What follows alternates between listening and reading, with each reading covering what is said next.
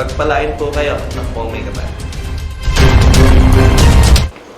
Okay, welcome sa ating programa sa One on One with Chris Sanji. Nandito po tayo sa isang bayan, dito po sa lalawigan ng Laguna, isang maliit na bayan. Pero pagdating po sa kasaysayan, sa mga delicacy, sa mga produkto nila ay kahanga-hanga. Sila po ay kinikilala sa paggawa po ng balot, paggawa po ng itlog na maalat, at syempre masarap na kinulob na itik. Welcome po sa bayan po ng Victoria. Si Chris Sanji po na masyal dito po sa bayan ng Victoria para makipag one-on-one sa ating mga kaibigan, mga kasamahan at mga makakasamang lalahok sa politika for 2022. Okay, nagbabalik tayo sa ating programa sa One on One. At kanina binabanggit ko, nandito po ako sa bayan ng Victoria. Masarap na kinulob na itik, itlog na maalat, yung tinatawag natin balot at penoy. Naku, napakasarap po sa lugar na yan dito sa atin sa bayan po ng Victoria. At pag pinag-uusapan yan, sabi ko sa inyo, meron akong mga bisita, may mga kaibigan tayo yung kakamustahin. At isa na nga dito, bababatiin ko muna ng Happy New Year. Happy New Year, ma'am. Ma'am Cora Almeida.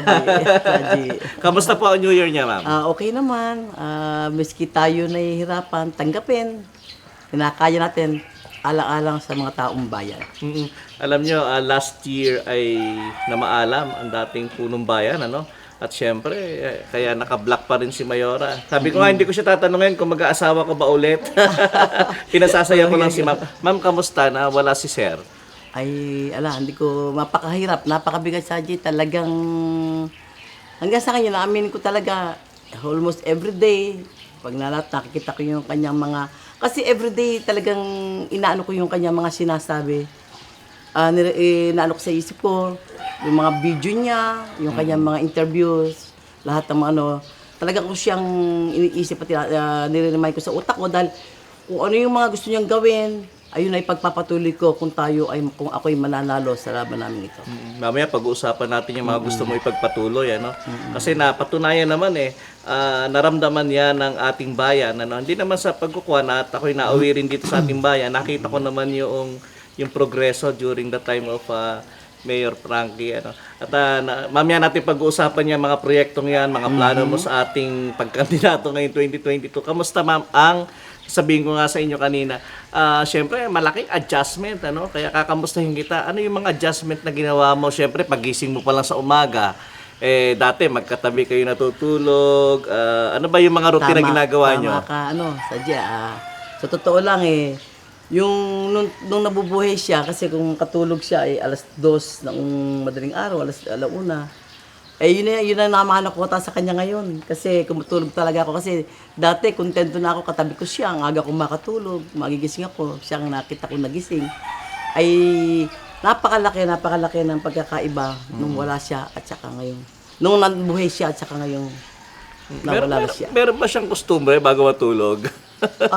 Wala naman. Basta yan, bago matulog yan, mga agsang matulog parati yan kasi alam mo naman yung YouTube sa kanyang cellphone nanonood, niya. Yan, nanonood yan. Pero before yon, pag nakaupo na sa may upuan sa taas, sa amin sa yan ay nagro-rosary. Yan ang hindi niya kayang kalimutan ng pagro-rosaryo gabi-gabi.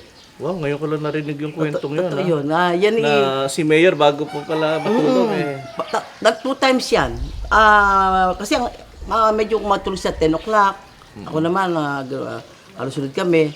Naka-rosaryo na yan, nakaupo yan, nag-rosaryo siya doon sa kanyang may cellphone, may rosaryo sa cellphone, Tapos pag gising niya, magising yan it's around 4 o'clock gising na yan. Marinig ko na lang yun na naman rosaryo niya. Yun ang kanya naging abot ng 2 times na nag-rosaryo yan, umaga at saka sa madaling araw nag-rosaryo. Talaga. Kaya napakalaking bagay sa akin talaga. Kinilabutan ako doon. Ngayon ko lang narinig yung story na yun. Si Mayor pala in spite of pagiging, alam ko, isang engineer si Mayor Frankie at yung kanyang personalidad talaga. Alam niyo naman yun, nakita niyo naman si Mayor talagang yung fatherly approach, madali mong kausap. Okay, paano ba kayo nagkakilala, Mayora? Ay, mahaba kaming kwento. Ang aming pagkakakilala, pag ikinuwento ko sa iyo, talagang mabilis lang. Nagkakilala kami diyan kasi pareho kami na product ng out of school youth. Okay. Alam mo, nung time na kami ay nasa Manila ako, aminin ko naman at yan naman ay open sa lahat. Na ako yung naging kasambahay sa bahay, hindi ko pinagkakaila at hindi ko yan Di ko yan inaano sa mga tao na kami talaga ay galing sa pamilya na napakahirap. Nung time na, during the time ng martial law pa yan, ay nagbigay ang ating presidente noon, Amy Marcos, ng out of school youth. Mag-aaral ka, kung gusto mong mag-aral, papasok ka sa mga gobyerno, any branch ng gobyerno, ay pwede kang kumuha ng examen at pwede ka nilang gawing out of school youth para makapag-aral ka. So, doon kami nagkakilala ng mayor, pareho kami kumuha ng examen. Dito, nung araw yan ay Bureau of Lands, ngayon ay nakaano sa DNR. Yan ang ano niya. Diyan kami nagkakilala ng dalawa. Product kami ng out of school youth nung panahon nating presidente. 1972, October. September, martial law, October, nagkita kami. Ayan, nakakumuha na kami na dyan. Napasok na kami. Since nung 1972, yan, magkasama na kami dala sa office. Nag-aaral sa trabaho sa araw, aral sa gabi. So working student pala. Working student kami student, dalawa, okay. yan. Ayun pala, tapos doon na siya nagsimulang manligaw sa inyo. Oh yes, oo. Talagang sobrang panligo sa akin yan. Nung araw, matatawa ka, ayaw ko dyan kasi maliit kasi. Hindi pa masyado, sabi ko. Dati kasi hindi siya engineer. Ang kanyang course noon ay, paano kaming, ako kasi commerce, majoring in management. Siya naman ay accounting sa PSBA. Ako naman dito sa MLQU. Yun, sabi ko, nung naliligaw, ayoko sagutin, sabi ko, ayoko ng ang pangarap ko mapangasawa ay engineer kasi gusto ko pagka engineer and Mrs. gano'n, di ba? Kaya di ko nalaman, bigla siya nag-shift ng graduating siya sa commerce siya, nag-shift siya sa PIATI ng Geodetic Engineer, Bachelor of Science in Geodetic Engineer. Kaya sa ngayon, yun ang naging profession niya as a Geodetic Engineer. At hindi naman siya kami nagkamali at hindi naman ako nagkamali din na pinakuha siya noon dahil yun ang naging profession niya. Dahil naging successful naman kami sa aming napiling mga profession. Fast track na natin. Nung magsabi na gusto nang magpakasal ni Mayor. Matagal kami, bago kami. Naka 6 years siguro kami bago kami nagpakasal. Okay. 6 years kami mag-boyfriend ng magano. Saan kayo kinasal, Mayor? Sa Nueva Ecija kami Okay. kinasal. Sa Nueva Ecija kami kinasal. Diyan kami nag-ano. Matatawa ka nga pagkapakasal namin kasi nag-abroad siya, mag-abroad pang Oman. So ayoko magpakasal pa, miski nung time na namin na yun. Sabi niya, alas ako di tayo kasal ngayon. Kaya nakasal muna kami sa judge muna kami, sa office muna sa amin. Sa Gapan din, sa Nueva Ecija din kami. I'm from Gapan Nueva Ecija sa Gapan. Hindi, alam naman ng mga taga-Victoria yan from the start Pero although naandun ka, ang puso mo na ngayon nasa Victoria. Siyempre naman. Since nung kami kinasal, 1978, ang kinasal kami ng mayor. Dito na kami halos nag-stay, hindi na kami nakakauwi dahil wala naman ako mga kapatid ko, dito na rin sa Manila. Dito na ako nag-stay halos dito sa Victoria. Kaya nga yun ang kinalulungkot ko sa Jay, dahil sabi nila, inihiyaw nila na hindi ako tiga rito.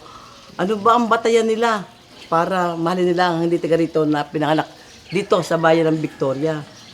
Kung tutuusin, alam mo kami sa Jay, hindi mo natanong, wala pa kami sa ganitong sitwasyon ng mayor na nasa politics kami, no? Ang aking scholar kasi napakaganda ng pinagkaloob. Inasabi ko nga sa iyo, ang hirap open sa Victoria sa public ang buhay namin ng mayor, lalo na ang mayor, ano? So narating namin itong buhay na ito na sa tulong una sa tulong ng Panginoon. Kaya ang gusto namin ng mayor, pareho naman kaming dalawa na naging na ibalik namin yung aming konting kita, ibalik namin sa mga tao na nangailangan ng tulong. Kaya nung time na yon, mga 2008, ganyan, napakarami ko ng scholar. College ang aming scholar. Anong sabi, pag may nakikita kang mga nakagraduate na, syempre, Oo. yan Sa ang ngayon- pinaka-trophy nyo Talaga, minsan tuntua ka. Matatawa ka na one time, akala ko nahuli kami ng pulis. Nilapitan kami, buhay pa ang mayor. Lumapit sa amin, nagsumaludo kay mayor. Yung police call namin, napagtapos namin siya ng kapulis. Kaya, very proud kami. Ang dami namin. Sumaludo sa Yes, inyo. sumaludo sa amin. Thank you. Oo. Sabi ko, pasensya ka na. Hindi ka namin, alam mo na, ikaw pala scholar namin. Hindi ka na namin kasi nalalaman kung sino mga scholar namin. Yun lang medyo malapit sa amin. Nasa 200 lahat ng school na less than more than Malaking 200. tulong yun. Alam niyo naman, pag sinabing edukasyon, Yes, yan lang ang tanging susi dito sa mga maliliit na bayan na kagaya ng Victoria. Tama ka dyan. Talagang pagka nakagraduate ka dito, gintong-ginto na, Mayora. Kasi yan ang number one sa puso namin talaga. Kaya miski sa mga, nung lumaban ng mayor, ang kanyang 7-point agenda, number one sa kanya ang education. At yan din ang number one sa akin, ang edukasyon. Ayan. Tayo sa pagbabalik natin, pag-usapan naman natin, ang bakit pa pinasok niyo pa yung mundo ng politika. Pwede Ayan. namang hindi. Magandang- Pero pagbabalik po ng one-on-one, dito pa rin sa TV6.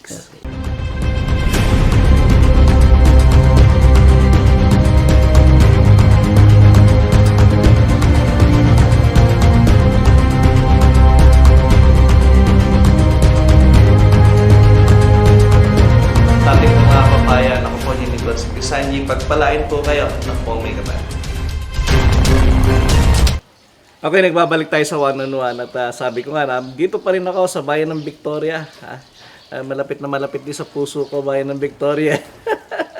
Alam niyo na kung bakit. At syempre, dahil pag sinabing malapit sa puso, tatanungin ko, syempre, wala na ang ating dating punong bayan, hindi ka ba nakaisip, Mayora, na uwi na lang ako sa Nueva Ecija? Nandun naman ang pamilya na amin. Bakit ba ako magpapatuloy pa dyan? Pwede naman ako mamahinga na, magpayaman na lang din, o kaya mamasyal sa abroad, Mayora. Oh, yun. Totoo ka dyan. Saji. Unang-una talaga, nung miskin nung nakaburol pa ang ating mayor, talagang ayoko na. Wala na sa puso ko magtakbo. Kasi, ang anak ko'y dadalawa. Ang anak ko'y American citizen sa abroad, yung talagang, yung isa kasama ko dito. Paro naman kami meron kami mga visa, may multiple visa naman kami lahat. Napag-usapan namin ang anak ko, dadating siya, after ng 40 days ng papa niya, ay pupunta na kami, na kami sa US. Doon na lang niya ako pipetisyon kasi may mga US visa naman kami, no? Sabi niya, Mama, wag ka nang lalaban. Pero, hindi ganun na nangyari kasi ayoko na rin lumaban kasi ibig ko na rin makalimot. Ibig ko umalis din sa bayan natin. Sabi ko, punta na kami, mag-migrate na kami sa US. Dahil 3 na lang kami. Teka, hindi ka minulto. Ayun na nga. Yan ang susunod ko. Baka minulto ka ng mayor. Sige po. Ito, ang aking yan ang istorya kung bakit napunta sa akin lahat ang mga kapitan sa Diana.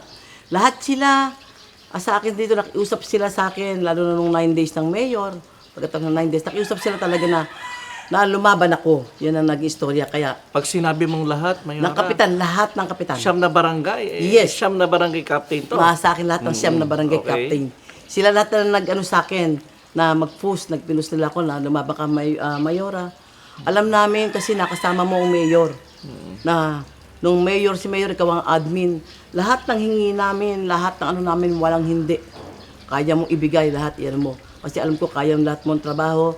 At alam ko, ikaw ang nasa likod ng mayor, nasa tabi ng mayor parati. Ay, alam mo lahat ng trabaho, ikaw lang ang makagagawa. At nakita namin kung anong nasimulan ng mayor ko rin na magtatapos nito. Sabi ko, pag-isipan natin kung ano talaga tayo. Pero So, talagang, hindi ka pa pala ibig sabihin ng sinabi, kinukumbinsi ka o ikaw na, hindi ka pa agad sumagot sa kanila. Hindi. Sabi So, ko, it will take time para ikay makapagsabi na sa, sige na nga, pagbibigyan ko kayo. nakiusap sila sa akin. Kasi sabi niya, Mayor, hindi na po kayo pwedeng magpatumpik pa, tumpik-tumpik pa dahil malapit na po kasi August na, September, October, magka-filing na tayo. Ilang months na lang tayo. Yan ang inanol sa akin. Yung mga anak ko ay pumayag na anak ko, lalo yung nasa Amerika, anak ko, iyak na iyak. Sabi niya, Mama, ikaw na lang, baka mamaya ma-stress ka rin. Si Papa na-stress ka na wala sa atin. Sobra stress ni Papa. Sabi niya, baka mangyari naman sa'yo, mawala ka rin sa amin sa pagka-stress mo. Sabi ko sa anak ko nagpaalam ako sa kanila sabi sa kanila, lalo na sa Amerika yung anak, sabi ko sa kanya na, pagbigyan mo na ako ngayon, sige, ako hindi makita kay Papa mo, kasi ito ang gusto ng Papa mo. Sabi ko sa kanya, alam ko, ginusto niya to, talagang napamahal sa kanya ang bayan. Marami siyang nasimulan anak, ibig ko lang matapos, ibig ko lang dahil alang-alang sa ating mga kababayan. So, you took it as a challenge, ma'am. Yes, totoo yun. Parang pag nakikita mo yung picture ng mayor na, kaya mo ba? Parang, uy, kaya ko rin, ha? Kasi alam ko marami isang gusto mo, talaga nung nag-usap kami noon, sabi niya, Gusto ko na may isang legacy na gawa ko na sa buhay natin. Gusto ko lang na pag nawala ako, mahalin ako ng tao, makilala ako ng tao. Isang legacy lang ang hanap ko doon sa aking bayan. Tulungan mo ako. Yun ang ano namin dalawa. Kaya alam ko na yung pagkawala niya, alam ko minahal din siya ng mga tao. Alam ko na marami nagmahal sa kanya, marami nang hinayang sa pagkawala niya. Dahil talaga naman nung nakipaglibing siya, despite na tayo ay nasa ng pandemic na talaga tayo nabawal hanggang sa mga anak ko, nakiusap sa Facebook na huwag na po kayo makipaglibing, huwag na po kayo makisama. Pagdasal niyo lang po ang papa namin. Kami na po ang dahil sa bahay na lang po kayo lalo. Pero hindi nasunod yun sa JIT. Hanggang grabe ang nakiramay sa amin talagang hanggang sa huling sandali ng aking asawa ay talagang iniyakan siya, minahal talaga ng mga ating mga kababayan. At yun ang gusto kong iparating sa kanila, yung pagmamahal nila na binigay sa aking nawalang asawa. Kung ano yung pagmamahal sa kanila ng asawa ko, yun din ang gagawin ko sa kanila. At sana naman ay pagbigyan din nila ako dahil ang puso ko, bagamat hindi ako dito sa bayan ng Victoria pinanganak, pero ang puso ko ay nasa bayan ng Victoria. Sabi ko nga, dito namatay ang asawa ko, dito na rin ako mamamatay sa bayan ng Victoria. Kaya nga pangalan mo Corazon eh. Corazon, puso. Tama. Ibig sabihin nun heart eh. Heart. Okay. Mayora, nung naupo siya dito, yung unang term niya as a mayor, sabi niya sa'yo, dito ka lang sa tabi ko, tulungan mo ako. Ano ba yung mga gusto niyang priority dito sa bayan na to? Yun, totoo yun. Kasi nung maupo siya, sabi ko, sinamahan ko lang siya ng una. Tapos sabi ko, marami tayong business, ako na lang magmamanage ng business natin. Sabi niya, basta huwag mo akong iiwan, huwag kang aalis sa tabi ko. Sabi ko niya sa akin, dito ka lang sa tabi ko kasi ikaw lang naman ang trust and confidence ko rito. Ikaw ang ano ko, tayo ang dalawa ang bubuhay sa kumbaga tayo ang sa bayan ng Victoria, tayo ang gagalaw, tayo ang tutulungan mo ko. Alam ko na marami ka ring magagawa, tayong dalawa. Pero syempre, noong una, may mga intriga, Mayora. Yes, totoo. Lagi na lang Napakarami. kasama yung Totoo asawa yun. sa munisipyo. Totoo yun, totoo yun. Hanggang sa sabi pa nila na sasabi ko na ba, dalawa ang mayor. Sabi ng mayor, ayaw nyo nun. Isa lang naman ang binabayaran, pero dalawa ang mayor. Dalawa ang naglilingkod sa inyo. Kumbaga, yan ang sinisigaw namin. Nung kami ay nagka-campaign pa, nasa time na sa peak ng campaign, ang sabi namin, practice na sabi, buy one, take one. Kaya ibig namin patunayan sa inyo. So, naghati kami ng trabaho, nagpatulong sa akin. Sabi niya, hindi ko yan kayang lahat. Tulungan mo ako, maghati tayo. Kumbaga, sa kanya lahat ng mga pagawain, kung ano yung dapat gawin sa bayan ng Victoria. Infrastructure. Ngayon, iyon naman lahat ang mga nangangailangan nanghihingi ng tulong, may mga may sakit. Social services naman Yes, ninyo. social services naman kami. Ako, yun ang ano niya. So, naghati kami, kaya na maging maganda at naging kumbaga, yung takbo ng ating bayan, yung ano natin, dahil hinati namin yung aming trabaho, hindi lang siya. So, pagdating sa mga social services, mga ganyan, ako lahat ang humaharap. Pagdating naman sa mga tao na may mga investors, siya naman ang haharap. Kaya maganda ang naging team up at naging teamwork namin dalawa nung tayo ay. Kasi syempre, pag may investors, may negosyo, may trabaho ang taga Victoria. Yes, oo. At sa totoo naman, sa loob ng 2 taon niya, ang dami naming investors na nadala dito. Andiyan na po ang isang napakalaki natin na Santa Lucia natin. Okay. Natutuwa kami dahil 6 months ata kami na upo pa lang ng mayor nang pumasok sa amin ng Santa Lucia. Sabi nga namin sa mayor, dalawang kami po namin tinatanggap dahil yan ang kailangan namin para sa aming bayan. Dumating din po dyan ang Florence Home, na socialized housing naman. Na ngayon ay talagang tuwa ang may-ari dahil within 6 months ay talagang sold out lahat ang kanilang around 500 na house and lot na binata nila para sa mga tao na sold out lahat within 6 months. Kaya nga, sabi nga, nararamdaman natin yung progreso. Pero syempre, in spite of that, hindi natin masasabi, Mayora, yung challenge ng Panginoon. Yes, oo, marami Pero pa. syempre ngayon, at least na nararamdaman na natin at naging positibo mong tinanggap ito. Minsan, nung papaalam ka na sa mga anak mo, bukas na filing namin, ako'y talagang desidido na. Ano yung final words nila sa iyo, ma'am? Yun, sabi nga ng anak ko, lalo na sa Amerika, sabi niya, Mama, kung saan ka maligaya, kung saan ka, ay susuportahan ka na lang namin. Yun ang gusto mo, wala naman kaming magagawa, at yan ang gusto niyo ni Papa, ang makatulong sa tao, suporta na lang ang makukuha mo sa amin. Yun ang maganda sa inyo wala na kayong ibang susuportan kumbaga yung Wala kinikita nyo na ay kung break even man yan ay makakatulong lalo sa ating mga kababayan. Tama.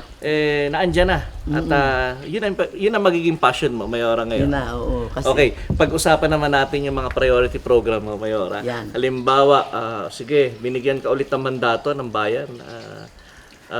Ikaw ulit at binigyan ka ng pagkakataong maging punong bayan ng ating bayan. Ano ba yung mga priority program mo?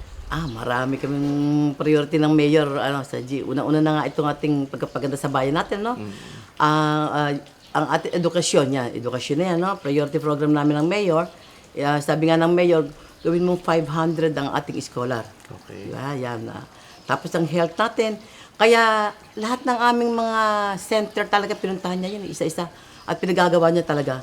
Kasi nakita natin na ang mga tao ay nakapila dyan. Ngayon, ang balak talaga ng mayor, kung di nga nawala, ay dahil kaya pinapaayos na ang mga center ng ating mga bawat barangay. Lahat ng gamot gusto niya iyahatid na lang sa center, hindi na pupunta ang mga tao sa kanya. Sa bawat barangay Yes, centers? Lahat ng barangay centers, ang mga gamot, lalo sa mga seniors na kamukha namin, ay iyahatid na namin lahat ng mga gamot lang, hindi sila pupunta pa ng bayan para lang kunin ang kanilang supply na gamot. Mismo sa center na nila, yan ang makukuha na nila yung pagtayo na po. Ganyan ang mangyayari sa mga seniors. Hindi na sila pupunta pa rito sa bayan ng kabayanan natin para nakunin, pumila ng mahaba para kunin ang kanilang gamot na gagawin ng maintenance nila. Ay, kanina pinag-uusapan natin yung mga infrastructures, mga plano ni Mayora sa education, mga additional scholars, At yun nga, sabi ko sa kanya, ang plano pala nila, hatid yung mga gamot sa mga health centers, ibigay sa mga senior citizen, hindi na kayo lalabas. Eto na, dadalhin na sa inyo, kakatukin na kayo. Isa-isahin natin yung iba't ibang sektor. Alam natin na, Mayora, itong sektor ng ating mga mag-iitik. Ano ang pangarap natin dito sa mga ito? Marami siyang pangarap. Gusto nga niya mabuhay ang ating itik yung mga itik natin na yan. So, parang dami, yung kanyang mga pamangkin niya, talagang kinumbins niya, even yung pamangkin ko, na tumatakbo ngayon si Consul Ron, ay may negosyong itik. Yung kanyang dalawang pamangkin, ay may negosyo ring itik. Talagang, tapos yung kumpara namin dalawa, ayan, may mga itik na rin. Talagang gusto niya mabuhay yung itik natin. Kasi ito ang naging tatak ng Victoria, di ba? Ang itik. Kaya gusto niya mabuhay ang ng itik. Talagang ini-encourage namin ng mga tao. Next, Pateros. Actually, ang Pateros talaga, wala na talaga din ang Pateros. Dito na rin kumukuha yung iba.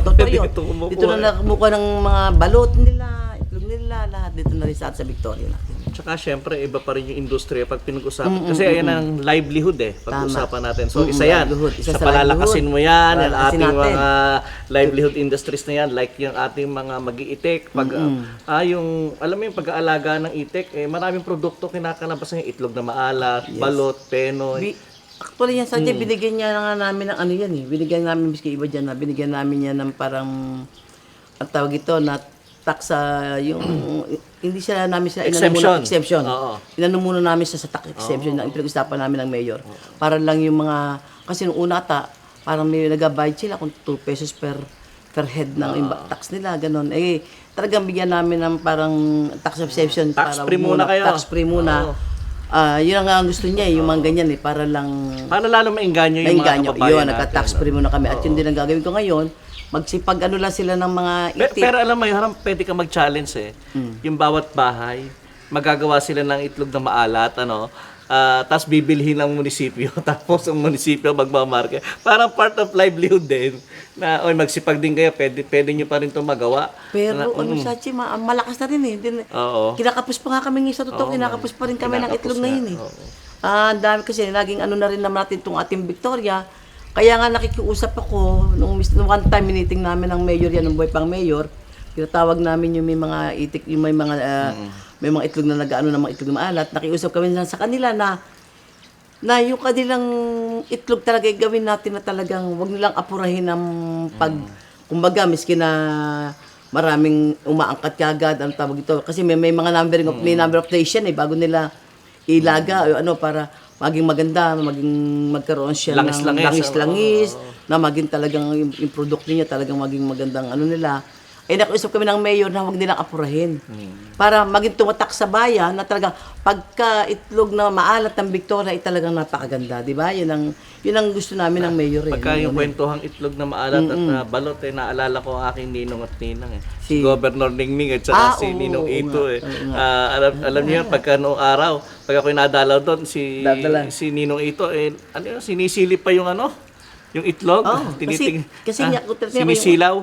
Inaano niya sa ano kasi malalaman na pagbalot, alam ko inaano nila sa ilaw kung okay na yung Makikita nila kung ito. kung pwede na Okay. ilaga. Mayora, itong ating mga transport sector, mga tricycle drivers, ano ba plano natin dito? Marami rin kaming plano dyan. Sa ngayon nga, kausap ako, so nawala nga lang kami sa posisyon. Yung mga transport driver natin, gusto namin mabigyan sila ng protection ba? Kahit yun ay babayaran na ng gobyerno. Na bawat isa sa kanila, yung mga nagpakuha ng mga prangkisa sa loob ng ating munisipyo, ibibigyan namin sila ng free insurance. Yun, Ha? kasama na doon sa babayaran nila. Kasama yun. Okay, oo. Pero halos almost free na rin eh. Ano?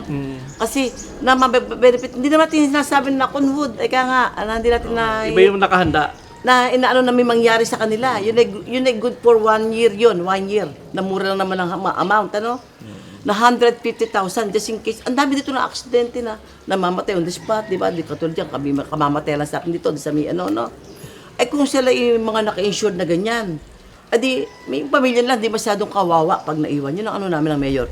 So, itutuloy ko yun. Pag tayo na po, lahat ng ating mga, sa ano natin, lahat ng may mga prangkisa, eh, siyempre, may mga prangkisa mabibigyan natin. Kaya dapat kumuha sila ng prangkisa nila, no?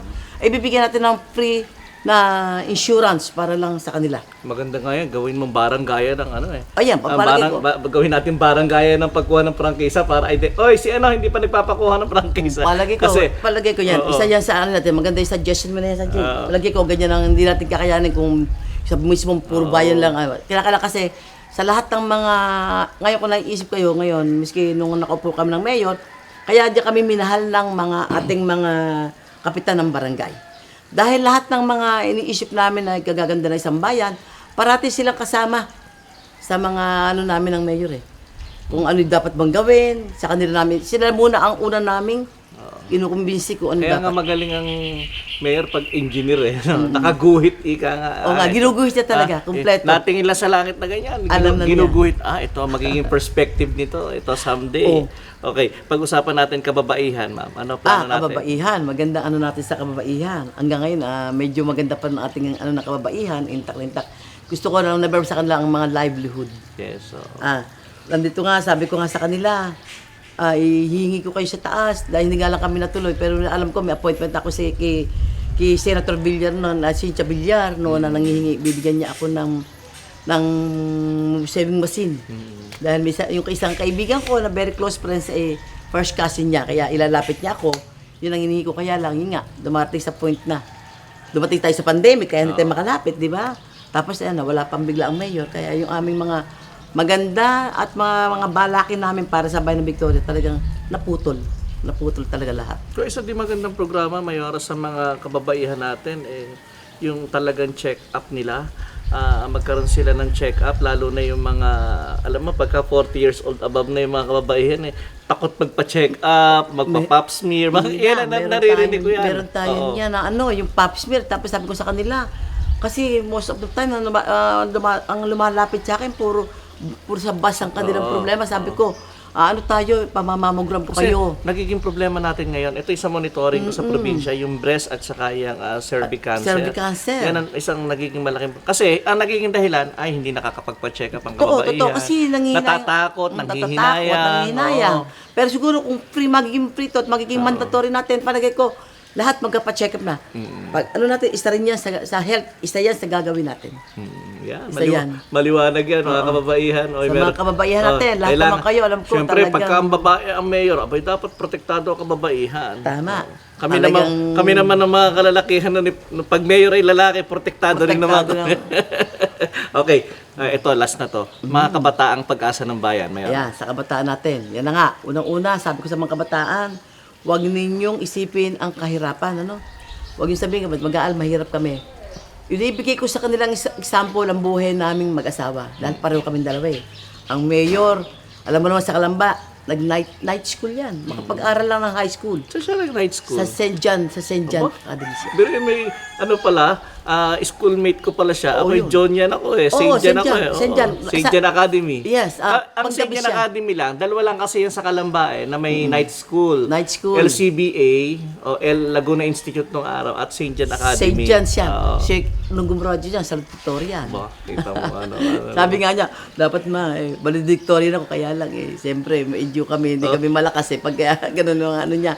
Salutatorian niya nung mag-graduate siya dyan sa St. John. 5 taon niya kinuha ang high school, makapag-aral na sa high school. Tapos, nagsapa na sa Manila. Pumasok sa PSBA yung pinasok niya. Naging scholar sa ng PSBA. Doon sa PSBA siya naging. Mayora, pag sinabing Accounting. ikaw ay scholar noong araw, eh, hindi yung kagaya ng scholar ngayon na Oo basta nga. ng grants, Siya- ha? Itong pag siya sinabi talaga- scholar, talagang sa by grades, talagang may ano talaga siya. May basihan, grado. Grado. Tama Tinitingnan ka. ng grado ng utak. Yes, totoo yun, totoo yun. Hindi Kaya- ngayon, kasi ngayon, hindi naman sa inaano ko yung mga scholar. Yung mga scholar kasi ngayon, grants ang binibigay. Yes, pera. oo. May certain amount, halimbawa 10,000 per semester or 5,000 per semester.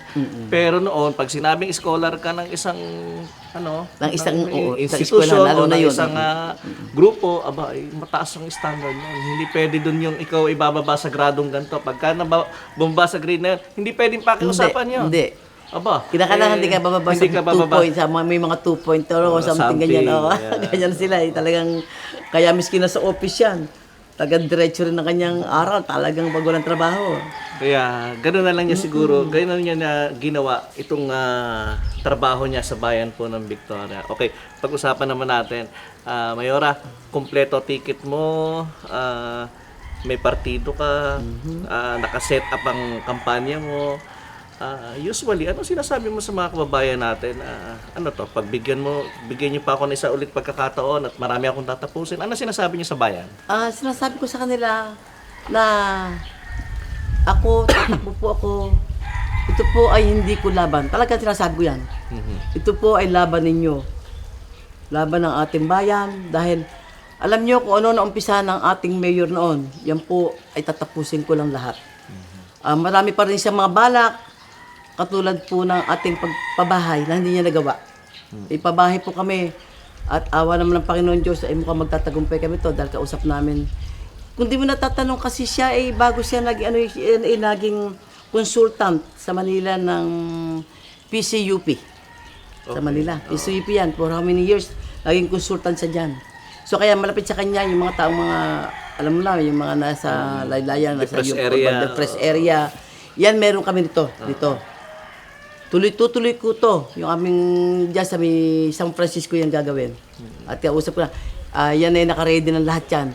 Kaya ako tatakbo kasi yan ang number 1 gustong-gusto ng mayor. Ang mabigyan lahat ng ating mga kababayan na talagang walang kayang na walang kapasidad na makabili ng kanilang bahay at lupa.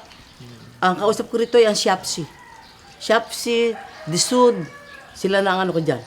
Yan ay nasa around 1,800. Kung di mo natatanong kasi yan ang hawak ko din. Yan ang specialty ko sa Manila. Housing, ha? Sa housing din. Kasi ako sa DN ako nag-work sa yan ang Bureau of Plans doon. Yan ang nahawakan ko ang Taguig, ang Makati. Ako sa titling yan. Ako yan ang hanggang sa mag-retired ako, diyan ako sa DNR nagtatrabaho ko sa retirement ko. For 40 years, andiyan ako. Baka ang itayo mo dito Victoria Renew, parang condominium. Pero maganda yung ating ano dyan, maganda yan sa J, bakit naman dyan sa San Francisco. Okay na ang lahat ng ano natin. Kumbaga, kumpleto na kami lahat ng trabaho dyan. Hinihintay ko na lang ang pag-upo ko. Sana nga mahalin nyo rin ako, mahalin na yan natin. Oo naman, at syempre may awaan Diyos may kalooban Diyos Sabi nga kapag talagang nandyan na yan, ay napakarami. dire-diretso lang. Tulad ngayon sa atin, ito, ang ating sementeryo, kasi ako tuntua sa mayor, lahat inaano niya, ang ating sementeryo, alam naman namin din sa Victoria, alam ng Victoria na wala na kami mapaglibingan. Pero nakabili ang mayor dyan, nakabili tayo ng pang San Miguel. balak nga namin gawin ng mayor jam. Yan eh, nakaplano na. Public cemetery, Yeah, public cemetery yan, yung amin. Dahil wala tayong alanay. Hirap-hirap nga ako nung paglalapit mayora, wala po kami paglilibingan. Diyos ko, saan ko ba naman ito tatapon itong patay natin? Saan natin ilalagay yung patay na to? Hanap kayo kung saan kayo pwedeng mapagpatungan, makiusap kayo. At yun na nga, dahil meron kaming gagawin na isang apartment style na lang ang balak ng mayor na nakadesign na sa kanya to. Yan, pagka ano natin, it's around 400 na part na butas yan, ang iyan natin. At least, hindi na mahihirapan ating mga kababayan na mag-aan sa atin. Okay. Napakarami. Dami. Napakarami. Siguro sa mga susunod na panahon, pag-uusapan pa naman natin yung iba pa nating mga programa dito sa Bayan ng Victoria. Pero ito, pinakamasarap natin pag-usapan, Mayora. May mga babanggitin ako mga ilang personalidad. Magbigay ka lang ng kung ano yung una mong naiisip kapag binabanggit ko itong mga taong to. Si Mayor Amben Amante. Talagang very kami kay Mayor Amben. Sabi ko nga kay Mayor, kung ano man ang naging partido ko, kahit na magkasalugwa tayo ng partido, ikaw pa rin ang susuportahan ko. Kasi alam mo kung bakit, Saji? Opo. Ako po pala ang Mayor. Lahat na ng tawag ng Mayor. Mayor Amben, yung punta ako, operahan namin dyan. Dalhin niyo po dito, wala rin hindi. Si Mayor Amben, parang si Mayor. Kasi sobra din ang pag-ano kay Mayor. Sabi ko kay Mayor, Amben, Mayor. Sabi ko, talagang pangako ko sa iyo. Ilalandslide ito sa akin, Bayan ng Victoria. Talagang landslide ko siya. Ang haba naman. Sabi ko, kapraso lang. Oo, love mo talaga si Mayor Talagang Amben. love na love ko si Mayor Amben. Si Gob Ramil. Ganda naman si Gob kasi one time, siyempre, nagkaroon kami ng konting problema din. Hindi naman kami nagproblema kami. Alam naman sa problema namin ni Gob, ano? Alam ko naman na hindi po pwede kasi nung namatay nga ang mayor, pinilit ko na makapasok bilang isang konsyal ng bayan. Hanggang pinilit ko talaga na mapasok ang maging PDP. Kasi ang mayor ay hindi PDP, siya ay NPC. Nung isang eleksyon na nanalo siya sa mayor nito, bayan, ano? Pinili ko talaga, gumamit ako ng, kumbaga, ginamit ko na rin yung aking mga, kung saan ako lalapit. Yung mga nakatago mong Yung mga kartada. nakatago mong kartada. Nakating ako kay, ayan nga, thankful nga ako kay Secretary Maybe Matibag, dahil kay SBG, dahil natulungan nila ako, dahil nung time na yon, pinapunta nila ako, in-invite nila ako dun sa San Fernando, Pampanga. Nung makita ko, ako nga lang ata ang Taga-Laguna dun. Nung dumating ako din pero doon ako na nanumpa kay SK Duterte kaya naging PDP ako. Pinili ko talaga na makuha yung PDP kasi ito rin ang gusto ng mayor nung una maging PDP siya kaya pinilit ko talaga. Ngayon ang ano ko nga kay Gob, alam ko po na hindi niyo ako maano dahil hindi ako PDP noon nung inaano ko nga na dahil si Mayor Nonong ang aming PDP ay siya lang ang magka-partido noon pero pinilit ko po pero hindi ko naman kayo sinasalungat kung anong gusto ninyo pero sinabi naman nung kunin ako ni Gob na sinabi naman niya sa akin na alam naman sa taas na hindi ko rin sila ako pwedeng laktawan. Pero hindi ko naman din sila pwedeng i-tsapera yung recommendation sa'yo kasi ang taas ng galing sa taas ang recommendation mo as a PDP. So sabi ko nga, kaya hindi ko ito pwede rin tawag na laktangan nga gano'n. Kaya ikaw ang gagawin ko na standard bearer ng PDP. Kaya doon sa COC, naging PDP ako. Yun. Kaya maganda rin namang... Okay naman para... Oo naman kaso nga, pinilit ko mag-PDP, parang sabi nga namin, parang nawawala ata ang PDP. Gumulo naman di ba? Parang gumulo naman Pero nandito naman tayo sa probinsya natin. Buo naman tayo dito. Yun ang importante dito. Ramdam ba naman ng serbisyong tama, Mayora? Oo naman. Okay naman kami ni Gob.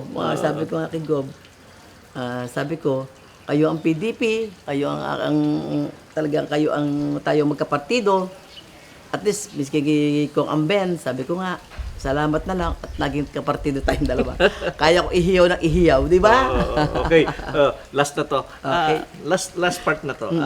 Si Mayor Dwight Campitan, kamusta kayo? Wala naman kaming ni Mayor Dwight. Noong una, nung nabubayang mayor, alam ko siya ang aking vice. So, siyempre, karapatan niya yan. Binigay ko naman yung karapatan niya lumaban sa akin. At karapatan ko din naman ng lumaban dahil ako ang hiniling ng tao, di ba? So, yun na nga lang, masabi ko, tanggapin namin kung sino man nanalo sa amin dalawa. Tanggap ko, kung hindi ako tanggapin ng tao, tanggap kong maluwag sa kalooban ko, na hindi pa rin nila ako handang mahalin, maluwag na maluwag pa rin. Pero ang tulong ko, ay ibibigay pa rin ng tulong ko para sa kanila, kahit na hindi ako matanggap nila ng iba. Pero sila, sabi ko nga sa aking mga kababayan, ang pagmamahal ko ay nasa kanila na. So, Ang ibig puso ko sabihin, na sa bayan na ng Victoria. nung nawala ng mayor, di syempre siya pinakasalan mo. Ngayon ba, nangangako ka sa mga taga rito sa atin, sa mga taga Victoria, na ang pinakasalan mo ngayon ay ang bayan ng Victoria? Siyempre naman. Kasi alam ko, pinag-usapan namin, dahil ito yung mahal na mahal ng mayor. Sabi ko nga sa iyo, dito ko na siya nilibing. Kasi ako, although meron kaming sa Manila, meron akong memorial na hindi ko ginamit. Meron ako, maganda yung memorial namin sa Manila. Manila Memorial, ano. Maganda, dito hindi ko na rin kinuha ang kanyang St. Peter. Dahil talaga dito na rin, dito ko rin kinuha lahat-lahat, pati servisyo niya, dito na rin kinuha lahat-lahat na. Kaya sabi ko nga sa gumagawa ngayon, pinagagawa ko yung kanyang musileo niya. Parati ko sinasabi, dito si Mayor, dito niyo ko ilalagay yung tabinto, ito ang akin. Ay, ang mga tao ko naman, madam, malayo pa yun, malayo pa ho yun. Sabi ko, ako yung naka-ready na. Di, upuan lang muna, upuan lang. Upuan lang muna. Okay. Hindi na rin. Okay. Ayan, humahaba yung ating kwentuhan. Oo Mayora, nga. nasa iyo pagkakataon para magbigay ng mensahe sa ating mga kababayan. Sa akin po mga kababayan, sa bayan ng Victoria, alam ko po na sa ngayon, alam ko, naramdam ko po sa sarili ko na mahal din ninyo ako. Bagamat hindi po ako taal na dito sa ating bayan, sinasabi ng ating mga ibang kalaban, ako hindi tiga rito. Pero ang puso ko po, tulad ng sabi ko sa inyo, ay nasa bayan na ng Victoria. Nakita niyo po, dito lahat ang aming kabuhayan, andito po lahat ang aking mga kamag-anak na, dito ko na rin halos dinala. Lahat po ng tulong, hindi ko po kung ano po ang laban natin, hindi ko po kayo iiwan. Lahat po na dapat ko maitulong sa inyo, sa aking mga kababayan, ay kahit anong pong oras, kaya nyo kong malapitan, kahit anong oras po, ay kaya ko kayo aking tutulungan. Huwag po kayong magatubili na lumapit sa akin, dahil alam nyo kung gaano ko kayo kamahal. Sana po mapagbigyan nyo ako, kung ano po yung pagmamahal na pinakita nyo sa aking na walang asawa, sana ganoon din po pagmamahal ang ibigay ninyo sa akin. Una po, maraming salamat po sa inyo sa lahat ng pagtanggap nyo sa akin dito sa bayan ng Victoria. Yan. Salamat. May last question ako para masaya naman. Walang atrasan, ha? Wala tayong atrasan. Wala po itong atrasan. Ay, yun lang yung final review ko. At syempre, maraming salamat. Doon po sa mga alam kong, syempre may magtatanong, hindi mo pa interviewin yung mga ay, nako, ini-schedule ko na po kayo. Baka sabihin nyo, nagiging bias si Director Sanji. Hindi po. Lahat po, ibibigyan ko ng pagkakataon. Makausap dito po sa lalawigan ng Laguna. Kaya po, ang mga kaback-to-back nito, magkakaiba pong bayan. From 1st District, nagiging 3rd at 4th District, hanggang 2nd District. May mga kaback-to-back din po dito na mga independent candidate, na mga councilors. Gusto ko rin marinig yung kanilang mga plano. At baka hindi nila rin alam ang trabaho nila, dapat malaman nila kung ano yung mga trabaho nila bilang mayor, bilang vice mayor, at mga councilors kung paano gagawin. So babalik po ang one-on-one para sa isa pang back-to-back.